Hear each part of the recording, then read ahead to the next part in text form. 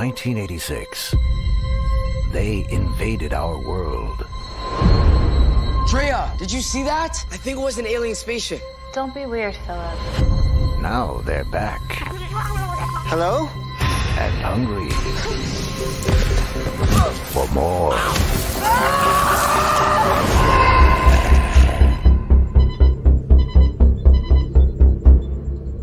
Christ.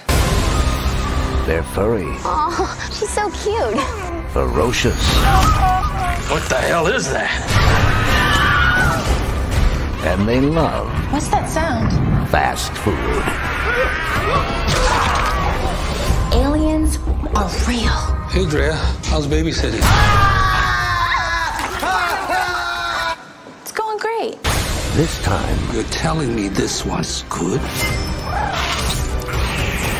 everyone is on the menu. We're all gonna die tonight, aren't we? Who the hell is that? I don't know, but that's a really big gun. Critters attack.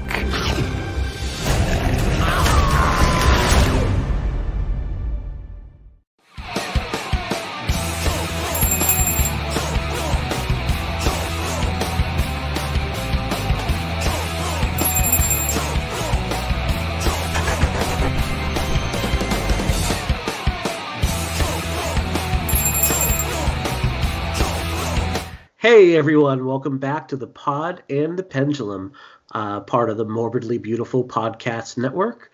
I am one of your hosts, Mike Snoonian, joined once again by my co-host, Jerry Smith.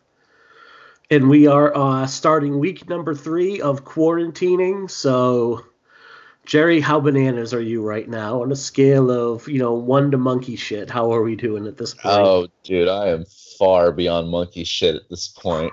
Like, I for like about an hour this morning, I forgot what day of the week it was. Oh, Time yeah. has no, like my wife slept in a little bit ago, and like I didn't give her shit whatsoever because it's just like, what is time? What is time at this point? You know what I mean? Yeah, it's nuts. My daughter earlier today was saying how, look, oh, tomorrow's Monday, it's the worst day of the week. And I'm like, Ada, it doesn't really matter right now. Like, and we're doing a bit of schoolwork with her every day. Like, we do 2 to 3 blocks of schoolwork, but we, for the most part, are, I think, letting her, she's pretty far ahead. We're just letting her play and do a lot of imaginative things, which is like, well, I still have schoolwork to do tomorrow. And we're like, oh God, Ada, like, I don't think an hour is going to kill you at this point. Yeah, no, dude, compared to like a full day, Oh yeah. So allegedly the kids, every teacher I've talked to, allegedly the kids are like, oh, we really miss school. We really want to go back. And I have my doubts. They did, right? Right. Yeah. Right there with you. My kids So, are working. Yeah. So I think, I work in public education, and I think maybe we're deluding ourselves a little bit at this point. We'll see. So, and I already looked. How long are your kids out for? Like, when do your kids go back right now? Well, tentatively, the end of May. Wow, that is only until May comes, because like the voicemail and the email and everything I got from the school districts basically saying that's just the date that we came up with, but we're kind of not planning until the basically next school year. Yeah. So yeah. So at that point, your kids probably get out like mid-June, end of June. Mm-hmm. So it's almost like, I don't know, what's the point? You're going to go back for like 3 weeks. We are scheduled right now, like we originally were April 7th. And then the day after Trump had that ridiculous, I want the country opened up by Easter, that super ridiculous statement, it's going to get a lot of people killed. The next day, our governor was like, schools are now closed till May 4th right now. So it wasn't even 24 hours that the hammer came down. So we have another 5 weeks of this at a minimum. And then I looked, I'm like, well, we have that, then we have 35 days left of school. and we're out. I'm already like, I mean, I already had the count, like the calendar on my desk, like here's how many days we have left to summer vacation, because this is all so new to me, like, you know, having like you're off July and August, so I already had that, so I went ahead and did the count. But I'd almost be a little surprised if we're not out longer than that at this point, but who knows. It's so crazy. Like, you know, like I'm not trying to get political or anything, but like every day I'm scratching my head at this point. Like, we're so close to like Escape from New York now. Like, just yesterday, like he's talking about maybe possibly quarantine off, doing a quarantine on all of New York. Right. It's like, what? Carpenter was right, you know? It's crazy to me. I think that there's going to be, and again, we're not a political show. I think anyone who knows Jerry and myself know we lean very far to the left overall. What worries me is I think it's going to start getting positioned for political points as like, oh, this is a New York disease. You know what's funny is, yeah, definitely. It's obviously not. It's obviously it's not. And you know, you and I we definitely lean more towards the left, like you said, and I'm a very liberal person. But that being said, I also feel like in the upcoming election, like just really quickly, I feel like both sides are going to be using this to try to score points. Like, it's not just like I'm not just slamming the right, you know. Like I also think that like the left, they're definitely going to be. I think everyone is going to be using this as a way to like get approval. Right, of course. Well, yeah, I mean, you see that already. And I mean, you know, like my candidate of choice was Elizabeth Warren. After that, it was Bernie Sanders. But I'm like, all right, we're at the point where like, let's just kind of coalesce and kind of move forward at this point, which is kind of hard to do. But it's just like, it's, you know, politics aside, to take affiliation out of it, it's very scary to watch every day what goes on in Washington and see the guy leading the country, and I put leading in heavy quotation marks there, just because he's incredibly stupid. Well, I mean, he's just like incredibly ignorant and just thinks he can run things on his gut and is dismissive of actual knowledge, and it's gonna get a lot of people killed. I mean, taking aside the fact that you could diagnose him as a narcissist and a sociopath, well, at the very least, if you were to sit down and do an intake and just do from a diagnostic standpoint, our president hits all of the trademarks of a narcissistic personality disorder. No, totally. And, you know, for years, I've been giving my conservative family members crap just because we have such venomous disagreements. But that being said, it's not a political thing for me anymore. It's a survival thing. It's a humanity thing. Right. You know, all of us should be banding together. This is a time where our entire country needs to be together. It doesn't matter what you believe, what religion, what political preference, what affiliation, anything. We need to be together in this. It's so crucial, so very important. And like I said, it's not political. But when someone is saying that, yeah, you know what, churches should be filled by Easter, that is how we're all going to die. Yeah. Like, that is not exaggeration. That is not exaggerating whatsoever. That is how we're going to die. Not having scientific facts, not following them, not following doctors. That is how we will die. Right. And also, I mean, this pride game saying that basically don't call the places that need help if they're not giving us the respect. That is not how we survive. No. This is how we die out. And, you know, I could stay inside. My entire family could stay inside and do the quarantine thing till we're blue in the face. But if everyone else doesn't do their part, this is how we die. It is that serious, you know? And that's pretty much the candy-coated version, you know? Yeah. It is very crazy right now. And there is, you know, because you see a lot of people going, well, like, it's my God-given right to go outside, and you can't tell me what to do, and this is interference. And it stems from a lot of different things. There's a psychological aspect to it where all the way back to, say, FDR and World War II, the Great Depression, through like Churchill and Britain getting bombed by the Nazis in World War II, and keep calm and carry on. There's this idea that's ingrained, especially in America, where the way we confront fear is by going about our daily business. Like, we will show fear and we will show our enemies that we don't really care, that we're not going to let our lives be disrupted by anything. And the best way to combat fear of an enemy is by having things as normal as possible. And there's a real psychological aspect to that and the way it's ingrained in us. I think the problem a lot of people are having right now, because I think a lot of time this idea of like, I'm just going to go out. Like yesterday, I drove by our local ice cream stand. Lovely place. Have had many great spring, summer evenings there, enjoying their ice cream. It's not only open, but it's packed. Like, there were like 50 people out there. There were a ton of cars in the lot, and no one is giving anyone any space at all right now. And I don't think it's just people that are trying to be like, well, I don't care, fuck everybody. I think it's a way that people are trying to fight their fear of this thing. And unfortunately, like, a virus is not like a human enemy. You know, it doesn't really care if you're afraid or not. Like, a virus just is. So if there's ever was a time to kind of listen to scientists, listen to doctors, listen to the experts right now, now is it.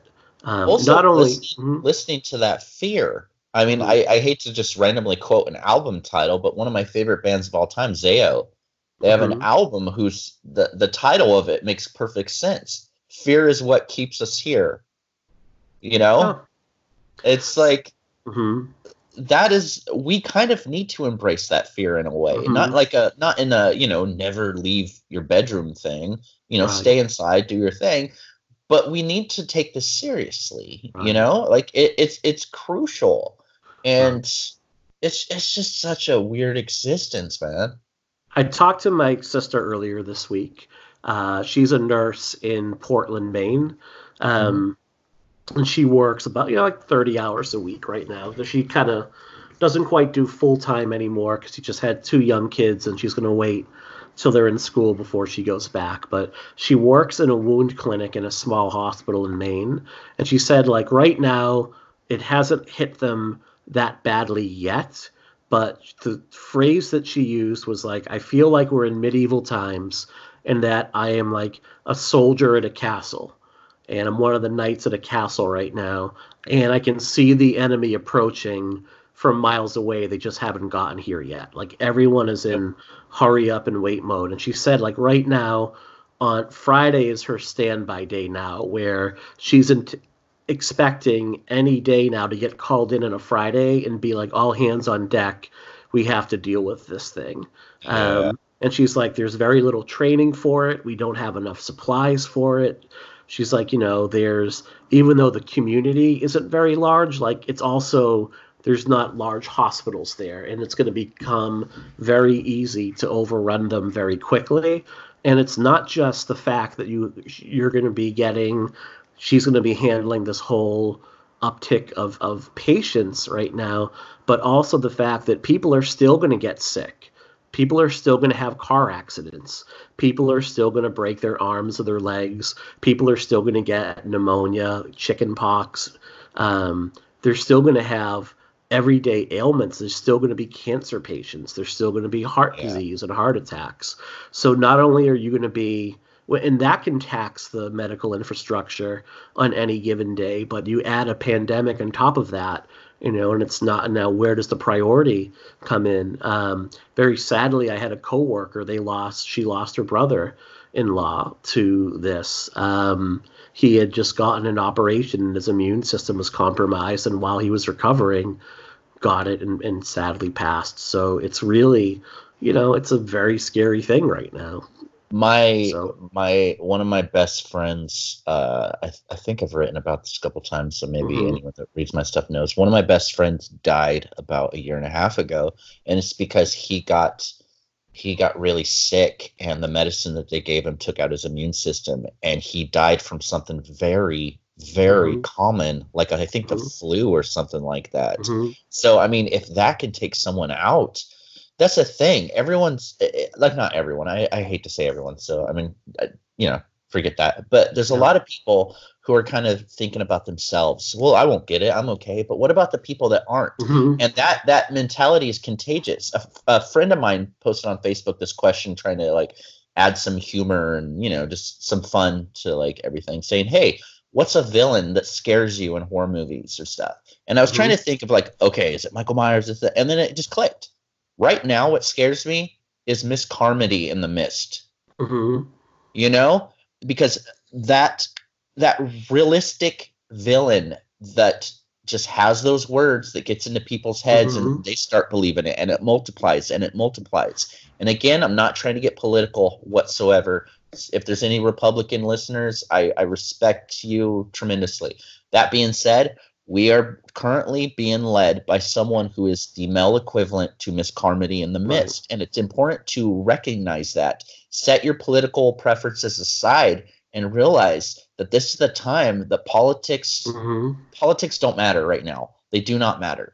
Humanity matters, and it's important. Like I said, it's so important for us to recognize that and be better. Be better for each other, not just ourselves. Absolutely.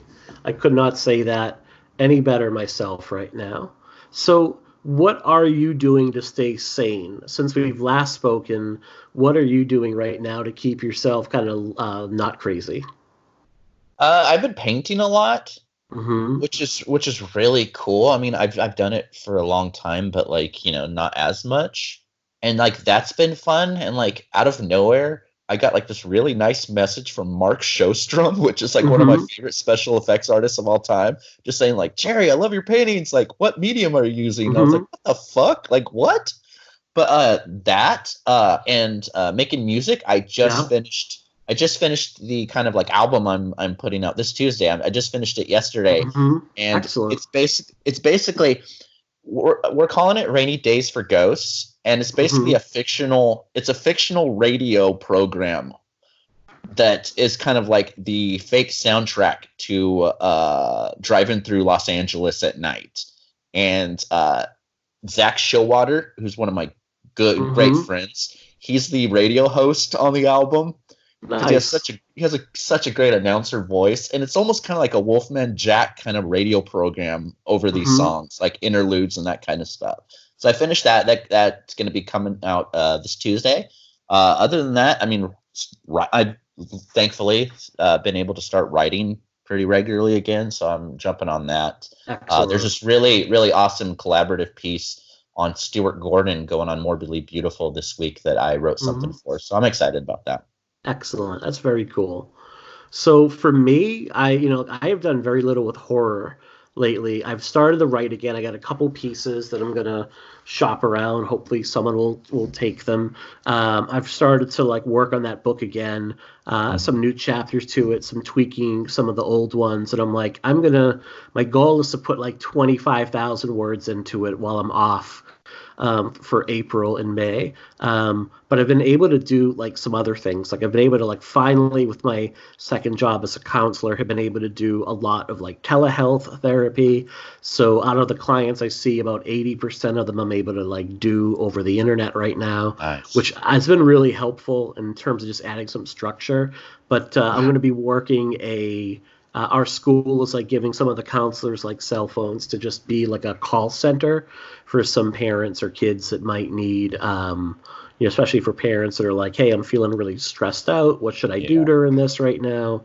Making sure they have access to any resources they need, if it's extra food or in some cases, unfortunately, shelter, to make sure they're in the right direction. And then if we've been able to start to reach out to some of the kids I see at school on a regular basis to like work out, like just doing quick little check-ins with them here or there, and then maybe doing some like online groups or meditation work or stuff like that. So that's definitely keeping me a bit like having a structure is what keeps me a little bit more sane. I find the days where I'm like I have nothing to do right now are not good days.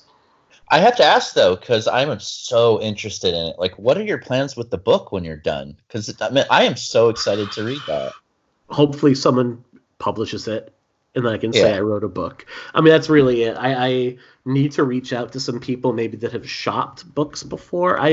That's my thing. Like, we got a question last week from our friend Marcos on part 1 of the Q&A that we did, which if you haven't downloaded yet, I'd strongly recommend listeners go and do that. It was a really fun thing to do. And he was like, how do you break into bigger sites? Like, one thing I'm very bad at is self-promotion with other things overall. So like, I've never been good at pitching myself or my ideas to other sites or things like that. So it's going to be interesting to see, what's going to happen with it overall. I need to look up some small publishers that might be interested in doing something like that. I would recommend Bear Manor. Bear Manor Publishing Company. They're who I was going through with the book about the making of Cobra. Really excellent place. Okay. Yeah, definitely. There's a lot out there. And dude, like, I'm so into the whole like horror publishing kind of thing. I pay attention to all that stuff. And dude, there is such a market for that book. And everyone I've said, like, this is an idea. Like, it's a book where you take characters from horror movies, you diagnose them with actual, DSM-5, which is the guideline we use as counselors to actually diagnose our clients so they can receive the proper treatment, and then write up a treatment plan, like what I would actually use with them. And the idea is to use all sorts of like different counseling modalities. So for like the Babadook, I'm using like narrative therapy, using exposure therapy for Laurie Strode in Halloween. So things of that nature, using like motivational interviewing with Jack Torrance and alcohol withdrawal syndrome. So things like that. And some of the things like I want to do a chapter on like body dysmorphia and sleepaway camp, but that can be a little bit sensitive. So things like of that nature overall. And there were a couple others where I'm like, I'm not sure if I'm 100%. Like, for example, like Texas Chainsaw Massacre and autism, because I think, Leatherface overall is very much on the spectrum, but how do you handle that in a way that is not offensive? So that's going to be interesting to see if I actually have the chops to pull that off somehow. But we'll see. See, you're already a better therapist than Dr. Loomis. Yes. Dr. Loomis would just pump 6 bullets into everybody in this book. He's pretty much like, oh, you're going through this? Pow, pow. Yeah, there you go. I saw the blackest eyes, so... I've also been playing video games a decent amount. My wife and I are so into Borderlands 3 right now. Like, God, I love that game. And like, I'm really bad with single player games, and like, I'm so just like awkward with like online multiplayer stuff. Like, I have to learn to do better with that. So I've been flirting with the idea to get like Dead by Daylight and all these things, but it's just like, you know what I mean? Like, I'm really bad with like online multiplayer stuff. I gotta be better at that. So I've been playing. We actually had a pretty fun game the other night. A few of us did the Friday the 13th multiplayer game, and I suck at that game, but it is a lot of fun. So like Brad McCarg, who's been on our show. Vincent DeSanti, the director of Never Hike Alone, and now the follow-up for that is coming out soon. Was in, like, I happened to jump in on a game he was in on, and that was a lot of fun. And I got invited to do another one, and just like it was super late, and I ended up conking out before. But I definitely want to do that, and I think we've gotten the game handles from a bunch of our listeners. I'm going to put that out again. Like, I am more than ready to do some like Friday the 13th online with a bunch of our listeners and other people. Yeah. If I could get the hang of all of that, I would love to do that too. That'd be great. And I think the thing about it is we all suck at it. Like, everyone that plays that game, like, we're all pretty terrible at it. It was just a way to kind of like you get online, you throw on the headset, you catch up with everybody, you have some laughs, you do a little bit of drinking. No one is taking the game serious. Like, I was Shelly for one of the characters, and that was made me so happy. And can we talk a little bit about the script reading we want to do? I think if we do that, that'll kind of like push it to make it real. I want to do that so bad. So I had this idea. I'm like, can we, ever get our hands on like a digital copy of like some horror movie scripts, and then just like stage some readings with some friends over Skype, and then post them. And out of that, I think Mike Vanderbilt and Nat Bremar had the idea, like, why not do some of the great unpublished horror movies? And I know Jerry and Mike have access to some really good unpublished material overall. And I think what did we decide for the first movie we're going to do? It was Maximum King, right? Mm-hmm. Yeah, Maximum King, which is King. Oh, Maximum King was a script that was on the Blacklist a few years ago, which is a annual list of the best unproduced scripts. And Maximum King, what it is a fictional biopic about the making of Maximum Overdrive. Like, it has a way coked out Stephen King, Emilio Estevez, Dino De Laurentiis as like this kind of dictator producer. Like, it's fantastical. It's a movie that can never be made with how salacious it is. And oh my God, it is one of the best, like the funniest scripts I've ever read. And I think that's what we're gonna do. I believe so. And we've got like a lot of people have said like, I want, and obviously the hardest part of this is going to be getting everybody to like agree to a day at a time. Because even though we're all kind of shut in right now, we still have like family obligations and whatnot, or some work things, even if you're working out of home. But I'm hoping we can at least make this one happen, and then do a few more of them overall. I think Tommy Hudson, who wrote the book Never Sleep Again, said he wanted in for this as well. So hopefully we'll get him, because he was a hoot to have on when we had him for. Was it New Beginning? I'm trying to think which episode he jumped in on. Blood. It was the New Blood. That's right, because he was team Tina, if I remember, or Team Melissa. Tommy Hudson and Peter Bracke, right? Yes, yeah. So, I think like Tommy said he would come on, and I would love to have him on the show again, especially when we do the Elm Street series.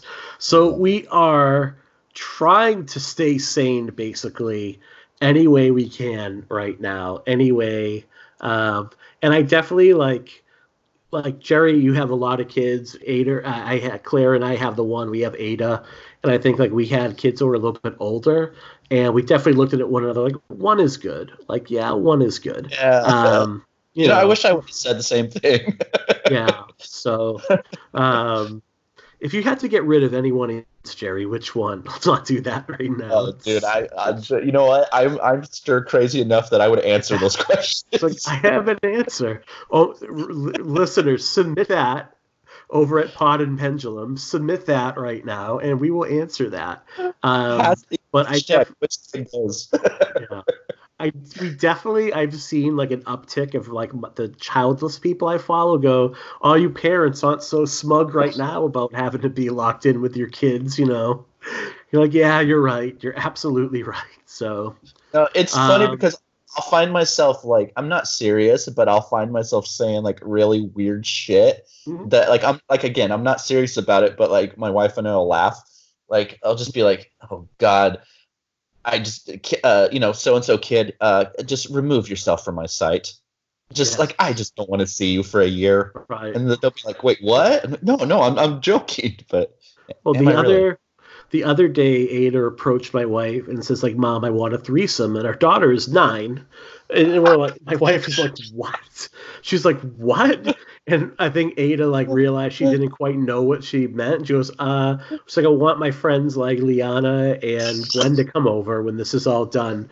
We're like, oh, okay, well that's something completely different at that point. Like, so we're definitely getting to the kids say the darndest things stage at this point.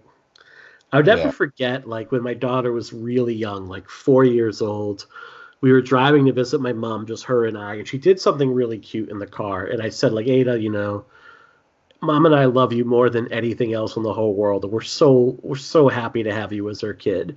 And without even a moment's hesitation, she's like, well, one day you and Mom are going to get old and die, and then you'll be gone, and you'll just make way for more people in the world. And I'm like, whoa, that's fucking dark, kid. That is dark shit. Soylent Green stuff. So speaking of dark, what are we here to talk about tonight? Well, for having such a big politically based opening 28 minutes of this episode, we're here to talk Critters Attack. Yes. Which is a film that is definitely not any of those things. It is the most recent and the 5th film in the Critters franchise and the last episode of our Critter series. It's a movie that... It's a movie. You can't stop there. It's a movie. It tries so hard to capture what was great about the original series, but it just doesn't do a bang-up job of doing so, which is weird because, we'll talk about this more throughout the episode.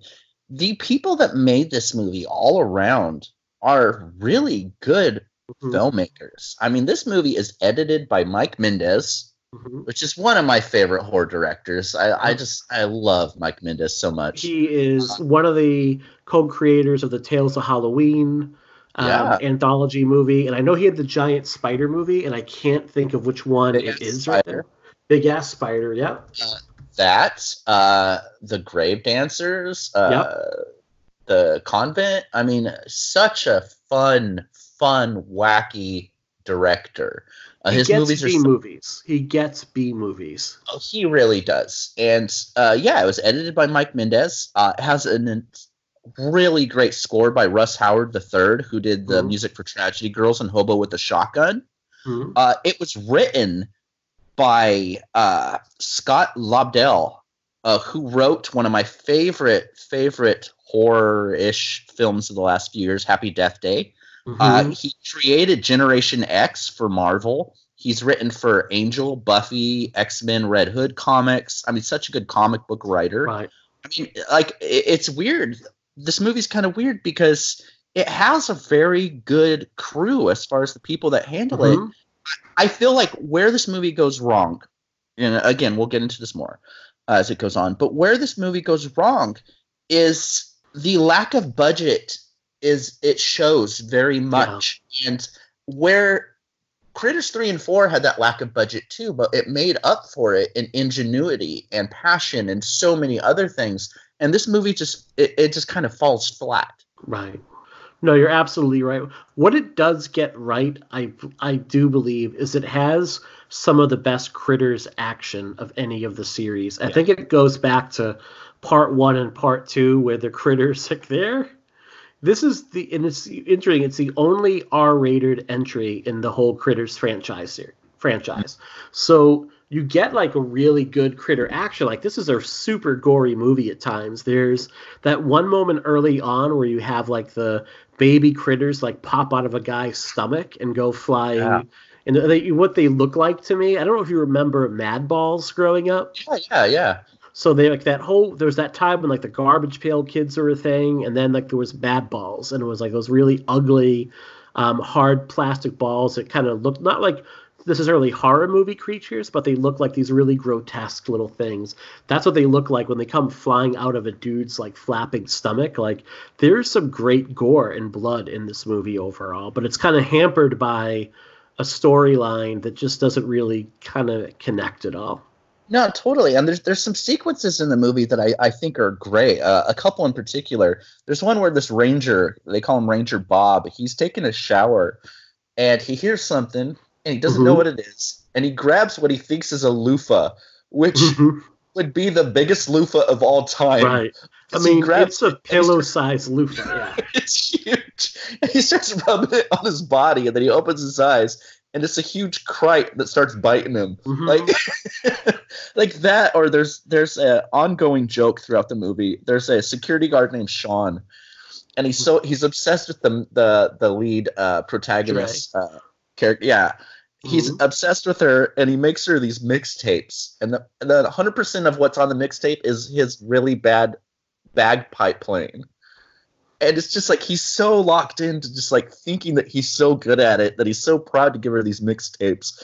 And it's just like, I wrote all these pieces myself, and it's so hard not to laugh. And his death scene in the movie later on, like, it's probably my favorite part of the whole movie, because like Drea and all the kids that she's babysitting, they're trying to run from the Christ. They're trying to find like sanctuary or somewhere to go, and they hear the bagpipe playing. So she instantly like, Sean, and she runs up, and it's his dead body with the Christ playing his bagpipes. Yeah.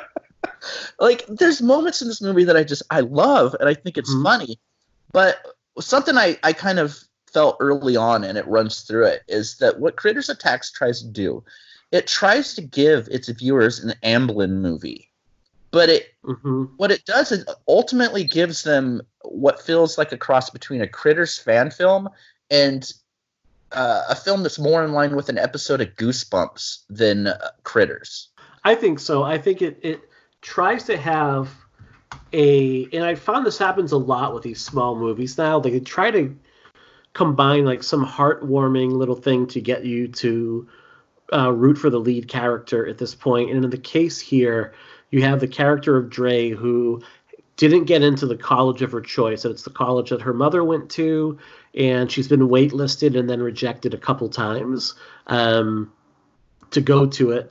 And she ends up taking a job babysitting for one of the professors, so that she thinks that'll increase her chances of getting in. And you're supposed to feel bad for her throughout, but there's not a lot of connective tissue there. Like the group of her brother, and the two kids that she's watching after, they don't ever really click in any sort of meaningful way whatsoever. And you just don't really care. Like whenever like it's just the four of them on screen, all I really wanted was for the action to go back to the critters, where I didn't mind, like in the first movie, following around like the townspeople in Critters 1 and Critters 2 were super interesting and weird and goofy and funny, and I really enjoyed spending time watching them.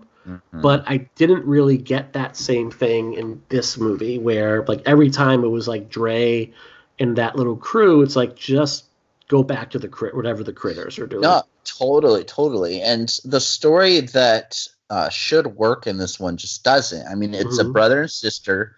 They live with their kind of like drunk uncle / sheriff, Lewis.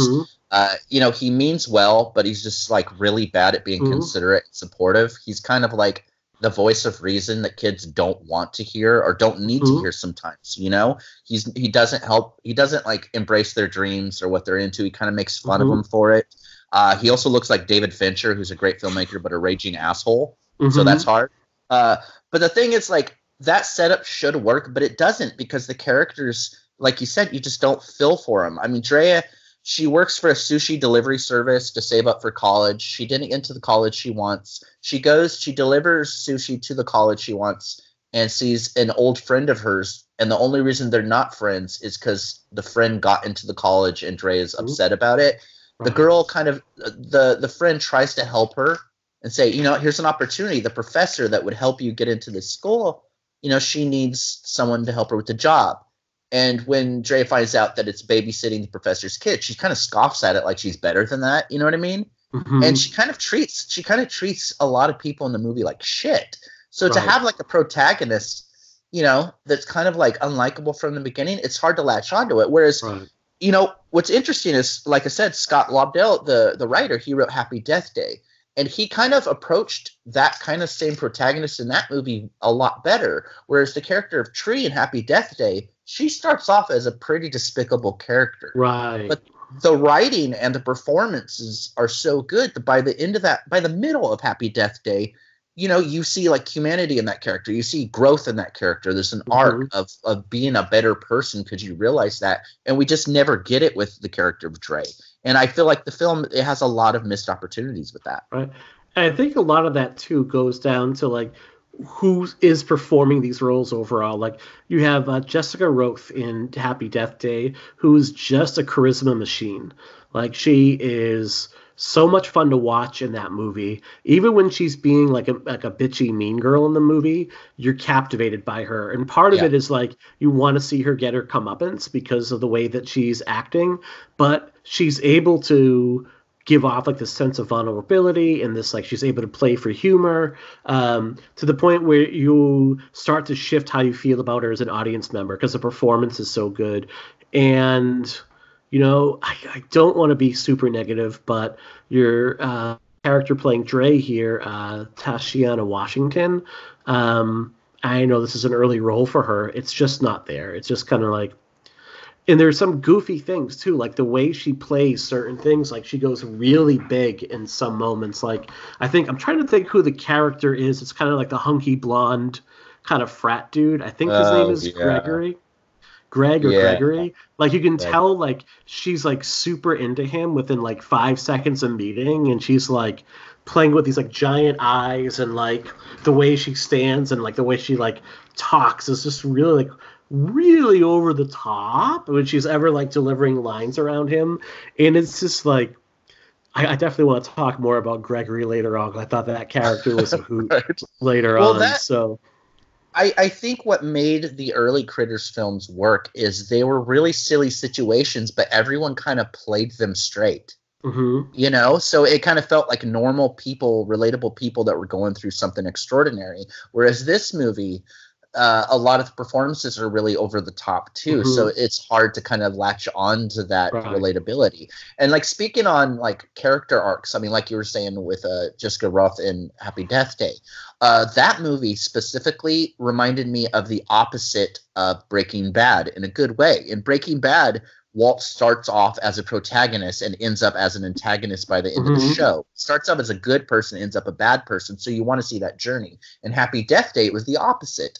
You know, Jessica Rothe, she wasn't an antagonist, but she was kind of a really shitty character at the beginning. And you kind of go through this journey of becoming a better person.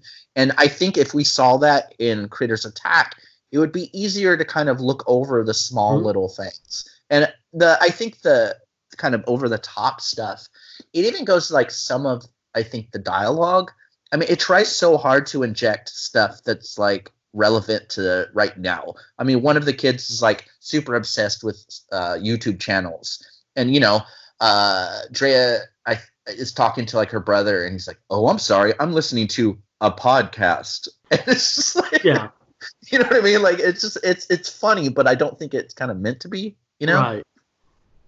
Right. No, it's definitely weird. And you were talking about like the uncle who's raising them in the movie. Like they give him an alcohol problem for really no reason whatsoever.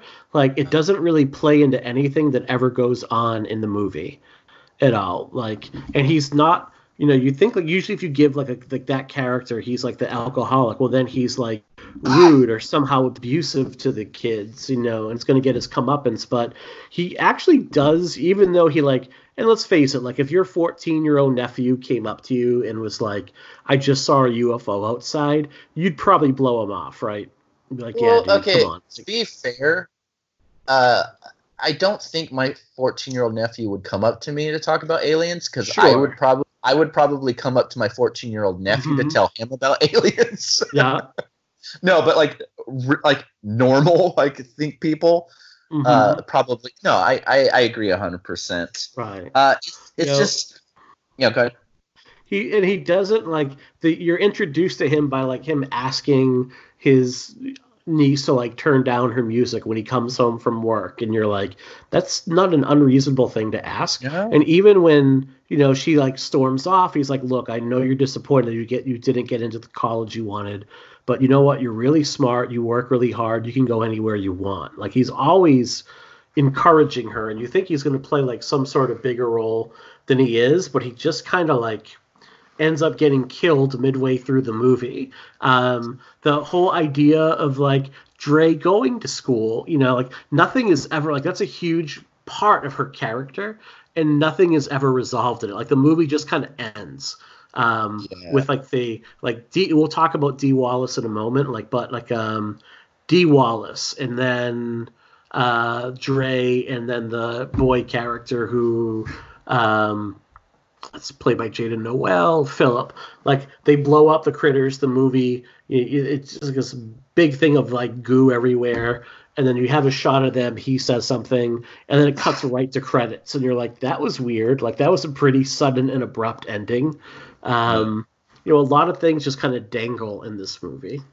There's also kind of a couple things that it doesn't irk me, because I mean, I do think it's kind of a fun throwaway movie, like I'm not like horribly offended by this movie or anything, but I think Critters Attack kind of comes full circle in the series, kind of in the sense that the original Critters was accused of cashing in on Gremlins, and this movie wants so hard to be Gremlins. Like, we get a good Krite that doesn't look like the other ones, that's actually really sweet and a good person. They name it Bianca. It's kind of like the Walmart version of Gizmo. There's that. I think that they try to capture what was great about the first couple movies, but they don't understand what it is. I mean, Charlie's absence in this movie is very noticeable. Right. Like Charlie was always, like we said in the other episode, Charlie was the heart and soul of the series. So to have him kind of not be in this one, it kind of like pulls out that charm.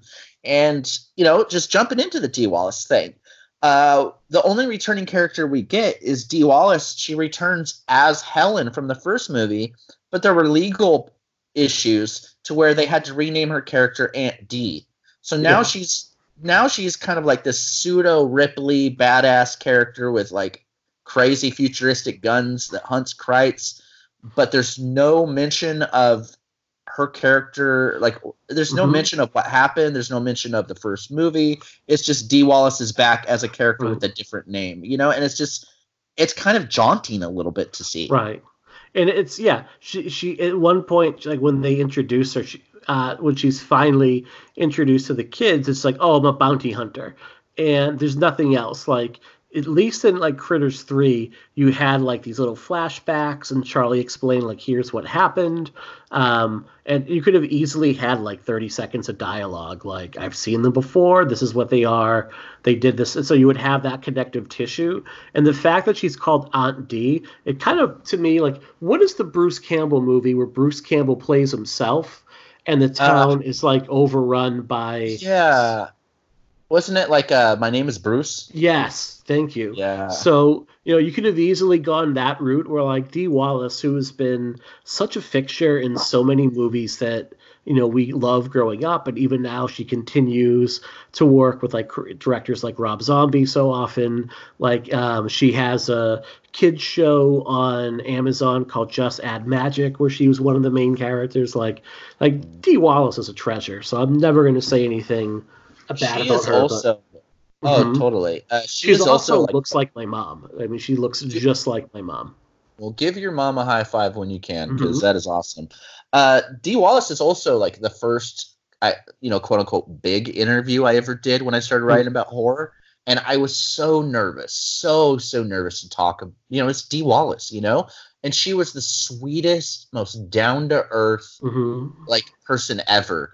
Like, she kept, it was like a motherly thing. She kept calling me baby the whole interview, and I was just, I just wanted her to put me in her pocket, So it's great to see her in this, and it's great to see such a kind of like renaissance and resurgence of Dee Wallace in the last few years. Yeah. But the problem is, I mean, it's like we're saying, like, there's no mention of anything before, and for anyone who's a big fan of this series, because you know what I mean? Like, I picture Nat Bremer being excited about this movie because he's such a huge fan. And then, seeing Dee Wallace back and being like, oh, it's Helen. But wait, it's not Helen. It's Dee, and she's a bounty hunter with no explanation. And, she's at the beginning, maybe a scene in the middle, and a scene at the end. It's just, it's almost like a skeleton. This movie, to me, it feels very much like a skeleton with no meat on it. Right. It feels like they did all of her. She gave them like one day. Like, I'll come in, I'll do like one day, and they just kind of like put her in there to have that callback to the first movie, but they never had any sort of real way to connect that tissue. You know what it's a little bit like? So late last year, like, obviously, Ryan Rise of the Skywalkers became like one of the more controversial movies, and the people that hate that movie really hate that movie to the point where there's like one writer whose work I normally admire. He has written so many think pieces that are filled with such vitriol for the movie that I like legit worry about like what sort of mental condition is this person. And I don't say that jokingly. I'm like, dude, it's not good to hate something this much. Like, you can let it go. Like, you don't need to write a dozen pieces about it. But I think one of the legit criticisms of it is a lot of the things that the movie implies you find out in other media, like, oh yeah, if you get this companion book or this comic or the book that tells about the artwork of the movie, it confirms certain things about certain characters rather than actually have it in the movie. And I think that's kind of like what they do with like the Dee Wallace character here. They're like, oh yeah, it's Aunt Dee. She's Helen from the first movie. And you know that only because like you've maybe like read an interview or done like a Wikipedia or something on it, but there's nothing in the movie itself that would suggest that it's the same character. And I think if you did like a My Name is Bruce type of thing with it, where like Dee Wallace plays herself, and she's like, you know what, I've done so many of these movies now, like I know how to actually go after and hunt these real things. That could be a really fun meta way to approach the material. That and like, you know, it sucks because you know that she loves doing these movies. Mm-hmm. You know, during that interview I did with her a few, like years ago, like it was before Lords of Salem had come out. Nobody had seen it, you know, and during the interview she was like, have you seen it? Have you seen it? And I was like, no, I'm dying to. And she went on this like long rant about how much I'll love it and how much fun she had making it. And she had such passion in her voice talking about just making movies in general. So like for Dee Wallace to come back to a series that is kind of beloved to fans and to not get really anything to work with, like it almost feels kind of like a disservice to her as an actor, you know? Mm-hmm. One of my favorite little Dee Wallace roles. It's a very small role, but in Ty West's House of the Devil, she plays like the landlady that rents Jocelyn Donahue the apartment that she needs. And she's like, you know what? I wanted more money for it, but you seem super nice and I'm going to trust you. And we're going to cut you a break on it right now. It's a really little role, but like you were saying about, when you interviewed her, how kind she was, like she's always so good at portraying this kind of warmth to her overall. Like, this is a Dee Wallace appreciation pod right now. Mm-hmm. Well, I mean, that's probably why she's so good at playing characters like the ones she did in like E.T. or, other motherly characters. It's because I feel like she is that, like I believe her as a mom in Cujo. I believe her as a mother in E.T., because in a lot of ways, I mean, this will turn into a Dee Wallace appreciation podcast, because in a lot of ways, why I love Dee Wallace so much in so many movies is her characters are always like the mother that I wish I had growing up. You know what I mean? Like ones that seem like actually interested in what you feel and what you're going through.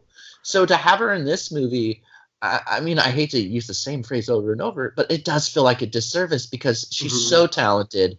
And I feel like this could have been set up to be a really good return to form for that character. Yeah. Of course, now that we've said all these really positive things about Dee Wallace, like within 2 weeks, what's going to happen is like news is going to break. Like Dee Wallace has run a decades-long sex trafficking ring, and it's going to be some really horrible shit. It's going to be like, that is my 2020. That is my 2020. Because I have hyped the hell out of certain things that ended up blowing up, and it's just like, well, I need to shut up. Never mind. But there are good things. Oh, go ahead. You were saying before about how the character of Bianca was kind of like the Walmart equivalent of Gizmo. Kind of. I was thinking like you have the Transformers and you have GoBots, and Bianca is definitely like the GoBots version of Gizmo. Well, it's like Power Rangers and VR Troopers. Yeah. And Aaron Pruner, if you're listening to this, I apologize. because Aaron Bruner, the great writer, he's funny, really funny sense of humor. He was Percy on VR Troopers. Mm-hmm. So just but I agree. It's the GoBots version. Yeah. But there are things about this movie that I like. Like I said, there really are. Yeah. Some of the sequences are really funny. The gore is really interesting when it's there. Some of the deaths are a little wonky. I mean, there's the one where like there's 3 Krites just like standing right next to each other, and they blow them up, and they're just like very noticeably just like pinned to the ground. But it kind of adds to the charm of it, Yeah. But I mean, and like I mentioned earlier, the score by Russ Howard III. I mean, I love that music in this movie, and like his score for Hobo with the Shotgun is one of my favorite scores around. Okay. So good, and the music he did for Tragedy Girls is really good. So I mean, like I said, the crew involved in this movie, they're good. They're not just like call in favors, kind of like this guy's not a writer, but let's put a title on him because he wrote a bad script. Like the writing, I think the writing's decent. The music's great. I just feel like maybe something was lost in translation. Right. It felt like they had about 40 minutes of gags for the critters themselves. And that's where the emphasis was. Because I think the critter gags themselves are great. Like, I like the scene where like the 2 rangers are sitting there like, well, what's going on right now? And then like the female ranger gets up, and then a critter comes like flying out of nowhere and attaches itself to her face at that point. And just messes them up completely. Like those are like definitely fun little gags. And like this is, when we talked about Critters 4, my biggest complaint about the movie was it took an hour to get an hour in the movie. There's like the critters were on screen for like all of 3 minutes at that point, and you don't really have that here. And by and large, it looks like they stick to mostly practical effects here. There was only like one scene, I think, where they had like the giant critter ball rolling, and it was like a close-up of it that it looked like really bad CGI to me. But by and large, you still have like these puppet creatures, these tangible puppets. And they each had like their own personality overall. Like it was a lot of fun. And it was also a little bit timely too, because here we are all, sheltered in place right now because of the way this, goddamn virus can spread and multiply so quickly. And you have these critters that are like multiplying like crazy. Like you start with like 1 or 2 critters, and then the next thing you know, there's like hundreds of them. There's like baby critters everywhere. And I thought that was kind of fun. Also, speaking on sieges and kind of, fighting to stay in somewhere while something's trying to break in really quickly, and this is off subject, I guess. But I saw VFW this week. Oh, it's really good, isn't it? Holy shit. Mm-hmm. Holy shit. I loved that movie more than I've loved any movie in the last few months. Like, talk about a movie that it felt... I tweeted this. I felt like that movie was the kind of movie I would sneak up and watch on HBO when I wasn't supposed to. Sure. And it's like, it's the perfect siege movie. It's punk rock as fuck. I mean, Josh Ethier is one of the scariest dudes around in that movie. Like, I cannot recommend VFW enough. Like, it is wild. And, dude, if any of you don't like it, like, I will punch you in the leg. Like, that is so much fun.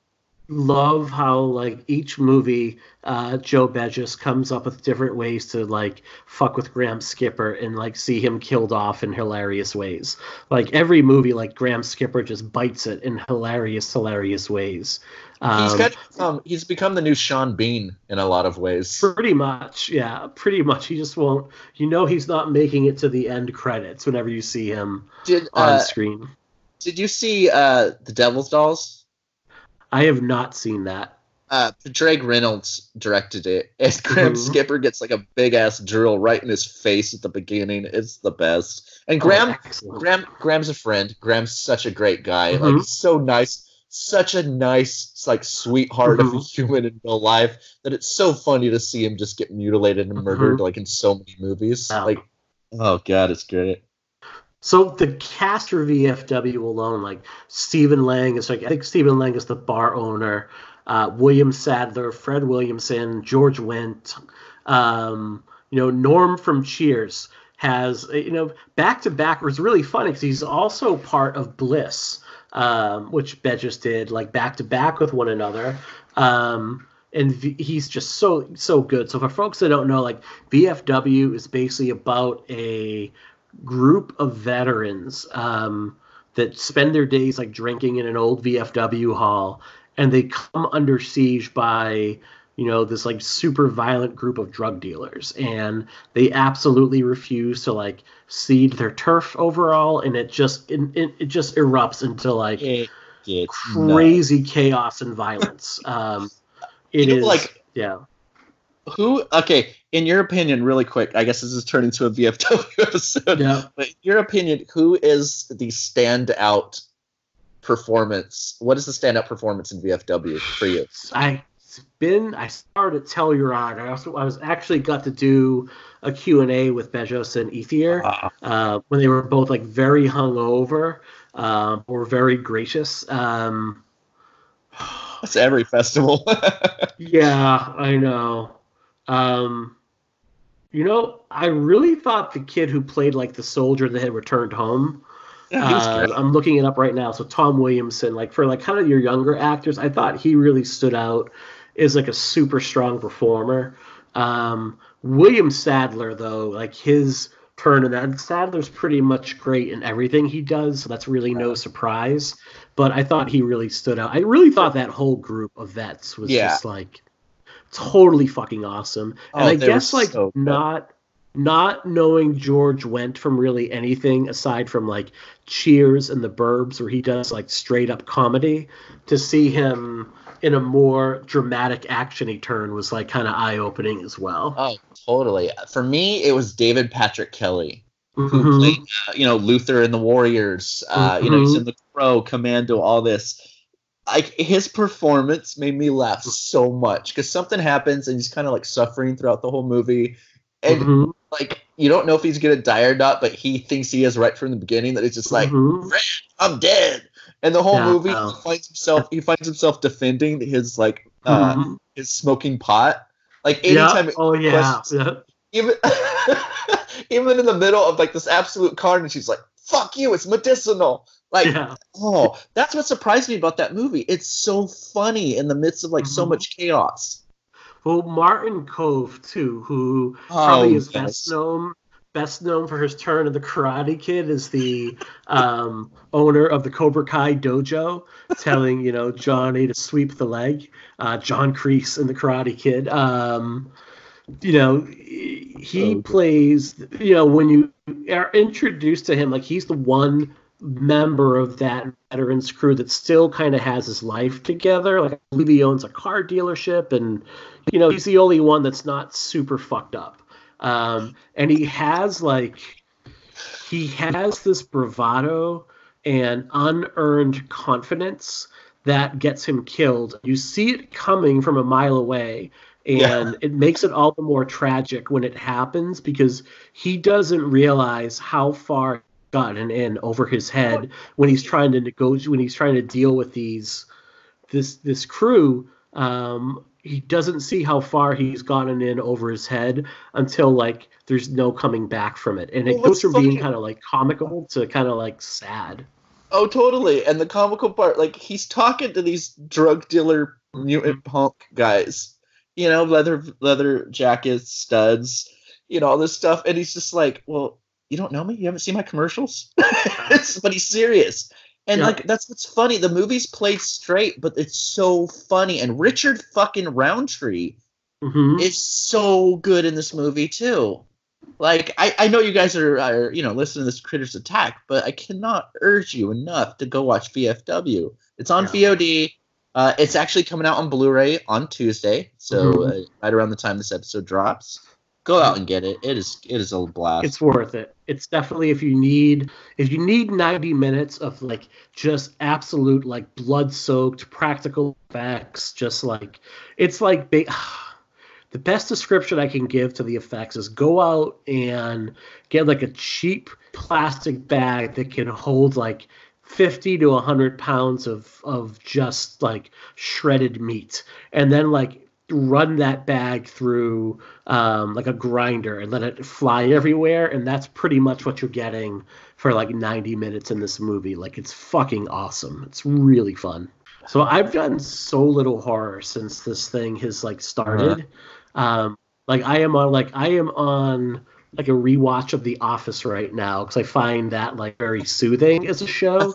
But I think tonight's family movie night's going to be like Happy Death Day, and I think I'm going to rent VFW after that.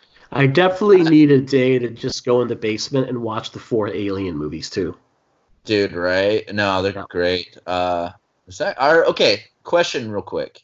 Mm-hmm. Are we just covering those, or are we covering Prometheus, Alien Covenant, and those two? I would say we cover the 4 movies, Prometheus and Covenant. Okay, cool. And then we leave Aliens versus Predator to when we do the Predator series. Yeah, okay, that's good. Quickly though, like talking about movies, have you seen 1917 yet? Oh man, I cannot recommend that. It is. See, I'm not typically like a war movie kind of person. Mm-hmm. Like I think mostly because my dad had like 7 brothers, and every single one of them went to like Vietnam and everything else. So I mean, I grew up listening to like horror stories. The stories just kind of like, like I appreciate history so much, but it's just like the war movies, they don't do it for me. But 1917 is a movie that I think I saw 3 times in the theater. Like, it is so good. Really? And like the whole like, everyone accused it of just being a gimmick because it's filmed and edited to look like it, where it's basically one long take. Like the whole movie feels like one take basically. Like it so it's like the World War I equivalent of Birdman. Yeah, no, pretty much. And it is so intense, and it like, I love Schindler's List. I like the war movies that I do enjoy. But that being said, I do feel like 1917 is my personal favorite war movie of all time.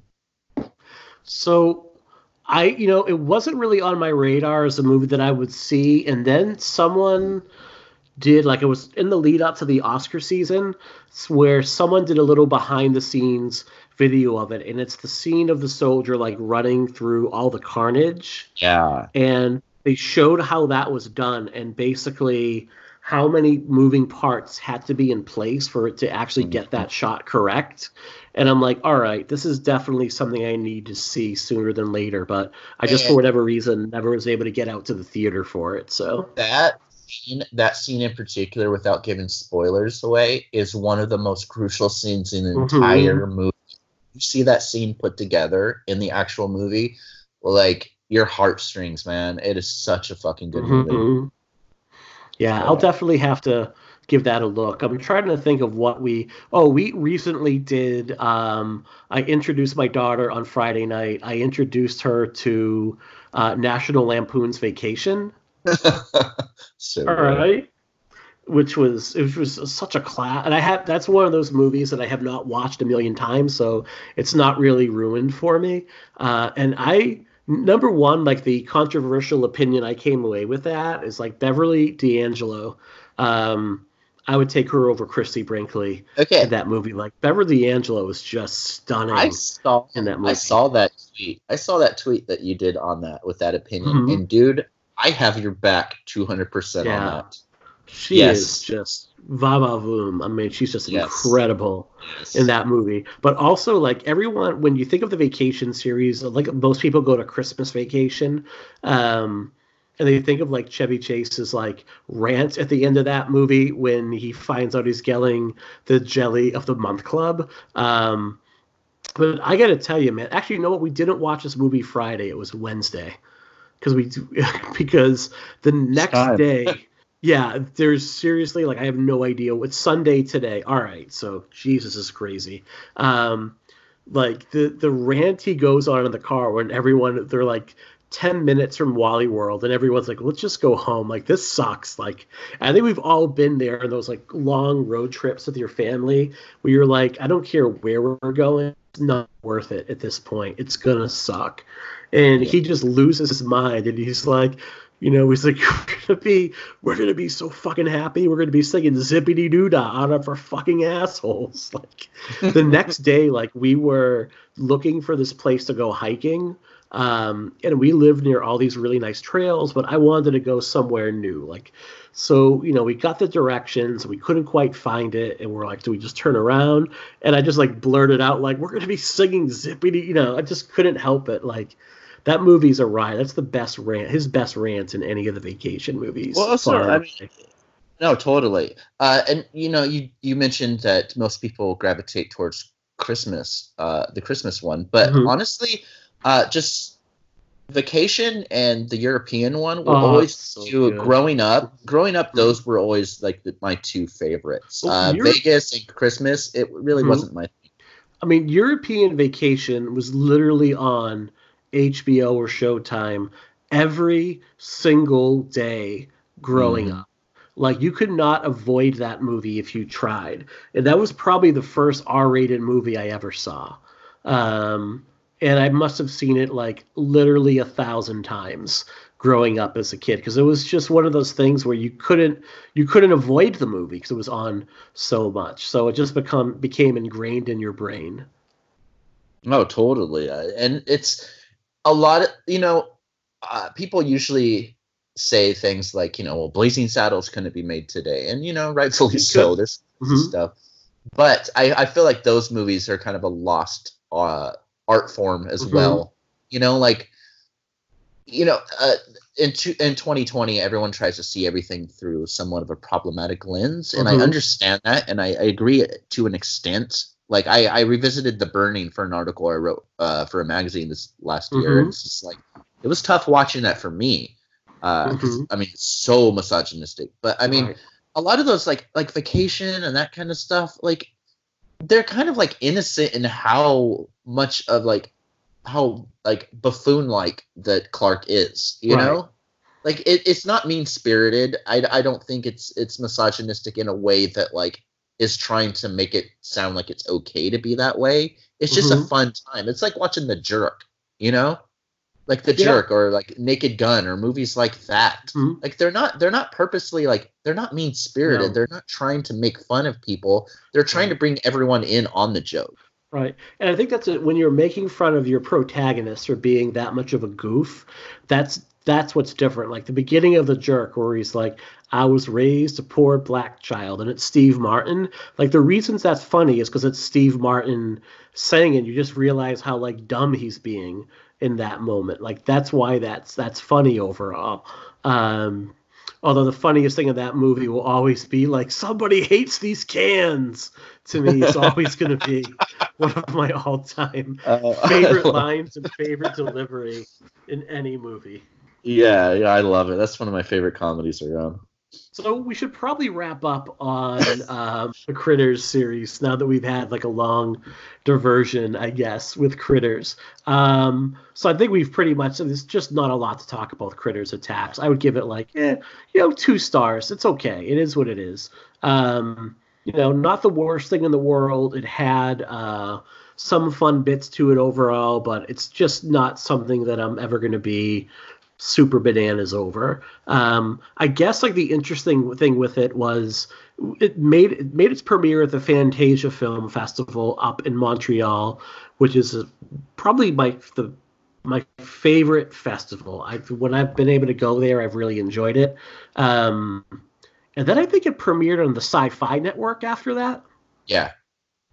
So it's interesting that on a basic cable station, how much you can get away with now. And I think like The Walking Dead really kicked down some doors for that, like what you're able to get away with on cable television now, because it's a hard R, I would say, in terms of what it is for a movie. But it has like TV movie of the week feel, I think, all over it in terms of the design of it, the production values of it overall, and it just feels a bit rushed. Well, I think AMC, really quickly, I think AMC in general opened the doors for a lot of stuff. I mean, Walking Dead, Breaking Bad, Mad Men, they all push the envelope in the respective genres. Yeah. But I mean, like you said, Critters Attack does feel rushed. It feels like maybe they wanted to get something out quickly You know, because I mean, just last year we got not only Critters Attack, but we also got a brand new TV show, Critters: The New Binge on Shudder. You know, so and I did not watch that show in preparation for this. So tell me a little bit about that. You know, honestly, I'm so into trying to be positive, but as a longtime fan, I think that show kind of felt more of a slap to the face more than even Critters 4 did. Oh, yeah. Like, it just missed its mark completely. No returning characters, no connective tissue. That, and there's a smart critter. There's a smart Krite with a suit on that talks. Like, there's a part where he's like, "You're too late." Like, you know what I mean? Like, no, that's the thing. The new Binge, the TV show, came out first, and so that kind of left a bad taste in a lot of fans' mouths. And then Critters Attack came out, and which Critters Attack isn't that great either, but it's definitely a step up over the TV show. So, you know, I'll take it. Okay. So, any final thoughts on the Critter series? I love the series so much. I think maybe that's why I'm so passionately against some of it, is that, when Blink-182 came out with that awful Neighborhoods album, you know, I remember saying, like, this is bad. And someone's like, well, you're not a fan if you don't like everything. It's like, no, I think a real fan of something can step back and say, this is something I love. This doesn't work. And I feel like when Critters, the series, when it gets it right with, like, the first, the second, the third, and parts of Attack, I think it excels. I think it's such a fun series. It's such a magical series at times. The first couple movies, it's able to transport me personally back into a time of not innocence, because I'm not trying to sound cheesy, but like a time of just being youthful and naive and loving these movies. You know, like I can still watch the first two Critters and feel like a kid again, and that's such a rare thing to do and to have in a series. And I love them. I really do. They're great. Yeah, and for me, like, these were first time watches for me. So I'm watching it from the perspective of a middle-aged dude. So I didn't have like these warm, fuzzy memories, even though the first couple movies would have been like right in my wheelhouse. And you know, the first two movies in particular, like, they're a lot of fun. They're really well made. I think that you can see the difference between like a B movie in the 80s and the B movie nowadays. Like, you know, you have Mick Garris doing Critters 2, and like you get like a really solid, fun movie versus what you get, say, with Critters 4 and, you know, most of Critters Attacks overall. So I'm glad we did it as a series, but it was another one very much like The Lost Boys, where you have like one really good, or in this case, two like very strong entries, and then you're just kind of powering through the rest of it as best you can at that point. Which leads us to, what do we have lined up for our next couple series? Well, other than the script reading ones and these little mini episodes that we've been doing, you know, the mailbag ones, we are going to head into Aliens, which is a series that I think we have something before that. Oh, I'm sorry. I forgot. I'm losing my mind. We are going to do, before Aliens, we're going to do Creepshow. Yeah. 3 movies, 2 really good ones, one that is a Creepshow only by name. We'll try to get a special guest on that one. We'll see. But, we're headed into anthology territory, which is fun because we haven't done that yet. Right. So Creepshow and then Aliens.